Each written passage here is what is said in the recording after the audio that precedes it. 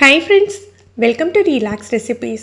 நல்ல மொறுமொறுன்னு டீ கடை salt biscuit வீட்லயே எப்படி பண்ணுறதுன்னு பார்க்கலாம். இதுக்கு ஓவன் வேண்டாம், நம்ம நார்மலாக ஸ்டவ் டாப்பில் ஒரு பாத்திரம் வச்சே பண்ணிடலாம். பிஸ்கட்டுக்கு தயார் பண்ணுறதுக்கு முன்னால் முதல்ல பாத்திரத்தை சூடு பண்ணிடலாம். நல்ல அகலமான பேன் எடுத்திருக்கேன். இதில் ஒரு ஸ்டாண்டு போட்டு மூடி போட்டு ஒரு 15 நிமிஷம் மீடியம் ஃப்ளேமில் சூடாகிட்டு இருக்கட்டும். அதுக்குள்ளே பிஸ்கட் மாவு தயார் பண்ணிடலாம். சீனியை பவுடர் பண்ணிவிட்டு ஒரு 1/4 கப் எடுத்துக்கணும். பவுடர் பண்ண சுகர் 1/4 கப் எடுத்துக்கோங்க.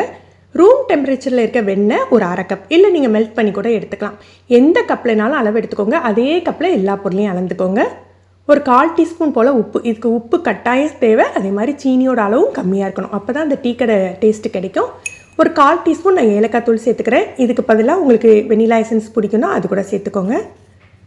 இதை நல்லா மிக்ஸ் பண்ணிக்கணும். அந்த வெண்ணெயும் சீனியும் நல்லா சேர்ந்து வரணும்.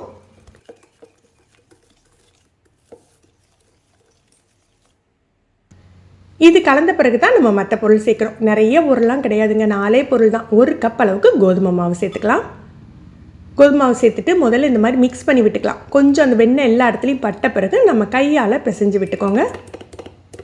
நம்ம சப்பாத்தி மாவு எப்படி பிசைவோம் அதே மாதிரி தான் இருக்கும், ஆனால் அதை விட கொஞ்சம் திக்காக இருக்கும். 1/2 கப் வெண்ணெய்க்கும் 1 கப் கோதுமை மாவுக்கும் பிசைறதுக்கு கரெக்டாக இருக்கும்.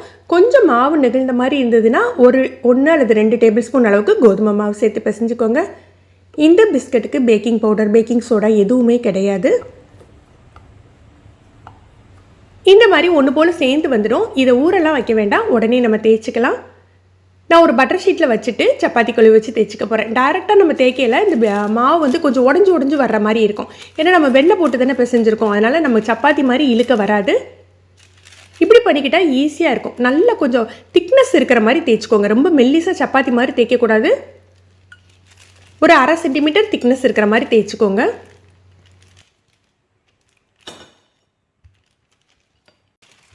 இப்போ பிஸ்கட் எந்த அளவில் வேணுமோ அந்த அளவுக்கு நம்ம கட் பண்ணி எடுத்துக்கலாம்.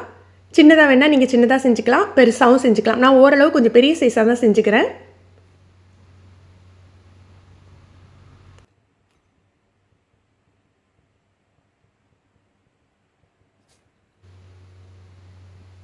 ஒரு பிளேட் எடுத்துக்கிட்டு அதில் வெண்ணெய் தடவி கொஞ்சம் மைதா டஸ்ட் பண்ணிக்கோங்க. எனக்கு இது ஒட்டாது, அதனால் மைதா டஸ்ட் பண்ணல, வெண்ணெய் மட்டும் தடவி இருக்கேன். கையால் பிஸ்கட் எடுக்காதீங்க, கொஞ்சம் உடஞ்சிடும். நீங்கள் தோசை திருப்பி வச்சு எடுத்துக்கலாம், அல்லது ஒரு ஸ்பூன் ஃப்ளாட்டாக இருக்க மாதிரி ஒரு ஸ்பூன் வச்சு நீங்கள் எடுத்து வச்சுக்கோங்க.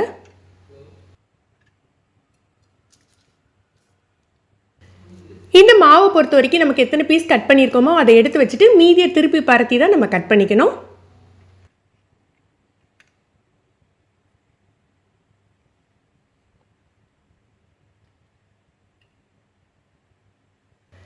இதை நம்ம பாத்திரம் சூடு பண்ணி வச்சுருக்கோம் பாருங்கள், அதில் வச்சு பேக் பண்ண போகிறோம். மீதி இதை ஓவனில் வச்சு பேக் பண்ணி காட்டுறேன். இப்போ இந்த பாத்திரத்தை ரொம்ப கவனமாக தான் மூடியை ஓப்பன் பண்ணுங்க. பயங்கர ஹாட்டாக இருக்கும், அதனால் நான் பார்த்து தான் ஓப்பன் பண்ணணும். கையில் பற்றக்கூடாது, ரொம்ப சுடும். கவனமாக நம்ம வச்சுருக்க பிளேட்டை இதில் வச்சிடலாம். கீழே உப்பு மணல் எதுவுமே போட வேண்டியது இல்லைங்க, வெறும் பேன் இருந்தாலே போதும். இதை மூடி போட்டு ஒரு 25 நிமிஷம் அப்படியே லோ ஃப்ளேமில் வச்சுடுங்க. எதுக்காக டைமிங் கரெக்டாக சொல்கிறேன்னா, நம்ம திறந்து பார்த்து ரெடி ஆகிட்டான்னு செக் பண்ண முடியாது. நம்ம திறந்து பார்க்கையில் அது சாஃப்டாக தான் இருக்கும். அதனால் 1/2 சென்டிமீட்டர் திக்னஸில் நீங்கள் பிஸ்கட் பண்ணியிருந்தீங்க அப்படின்னா 25 நிமிஷம் கரெக்டாக இருக்கும். அதோட கொஞ்சம் சின்னதாக பண்ணியிருந்தீங்கன்னா ஒரு 20 மினிட்ஸில் ஆஃப் பண்ணிக்கோங்க. ஓவனே இதே மாதிரி வச்சுருக்கோம். ப்ரீஹீட் பண்ண ஓவனில் 170 டிகிரி 10 நிமிஷம் ப்ரீஹீட் பண்ணியிருக்கேன். அந்த ஓவனில் பிஸ்கட்டை வச்சு ஒரு 20 to 25 மினிட்ஸ் பேக் பண்ணி எடுத்துக்கலாம். 25 மினிட்ஸ் ஆயிடுச்சு. நம்ம அடுப்பை அணைச்சி மூடியை திறந்து வச்சுடுங்க. நம்ம உடனே எடுக்கக்கூடாது, சாஃப்டாக இருக்கும், உடஞ்சி போயிடும்.